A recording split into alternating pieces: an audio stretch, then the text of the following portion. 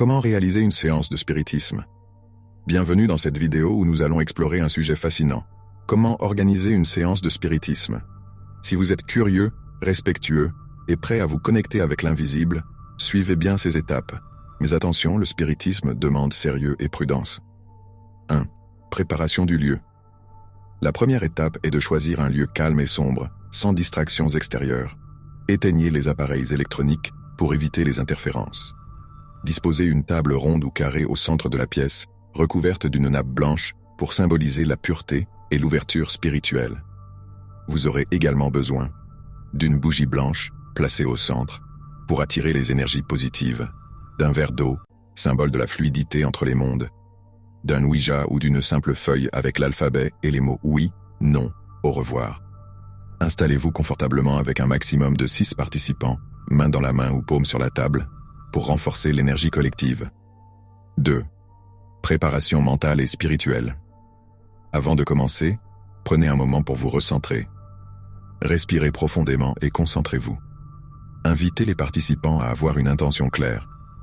Posez une question précise ou simplement écoutez un message. Prononcez une invocation pour demander protection et respect. Par exemple, « Esprit bienveillant, nous vous invitons ici ce soir. Apportez vos messages dans la lumière et l'harmonie. Que tout esprit malveillant reste à l'écart. » Cette étape est cruciale pour maintenir un environnement spirituel sûr. 3. La communication avec les esprits. Allumez la bougie et commencez doucement. Si vous utilisez un Ouija, placez un doigt léger sur le curseur.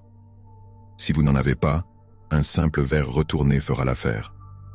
Posez une question claire et respectueuse, par exemple. Y a-t-il un esprit parmi nous qui souhaite communiquer? Attendez patiemment. Si le curseur ou le verre se met à bouger, suivez ses déplacements avec délicatesse. Ne forcez jamais le mouvement, les réponses doivent venir naturellement. Évitez les questions complexes ou trop personnelles au début. Si aucun mouvement ne se produit, remerciez les esprits et terminez la séance. La patience est essentielle. 4. Clôturez la séance. Ne quittez jamais une séance sans la clôturer correctement. Remerciez les esprits pour leur présence, qu'ils aient répondu ou non. Par exemple, « Nous vous remercions pour votre visite. Retournez dans votre monde en paix. » Déplacez le curseur ou le verre sur le mot « au revoir » et éteignez la bougie. Prenez quelques instants pour discuter avec les participants et vous recentrer. Cela aide à refermer la porte entre les mondes. 5. Conseils et avertissements. Enfin, rappelez-vous, le spiritisme n'est pas un jeu. Évitez les séances si vous êtes fatigué, sceptique ou dans un état émotionnel instable. Les esprits peuvent être imprévisibles et le respect reste la clé de toute communication. Conclusion. Vous voilà prêt à tenter une séance de spiritisme. Si vous avez aimé cette vidéo, n'oubliez pas de liker, de vous abonner et de partager. Prenez soin de vous et souvenez-vous, le spiritisme est un pont entre deux mondes à franchir avec précaution. Si vous avez besoin d'aide ou d'un acte puissant de sorcellerie, contactez-moi par WhatsApp. Mon numéro, +376 38 29 43.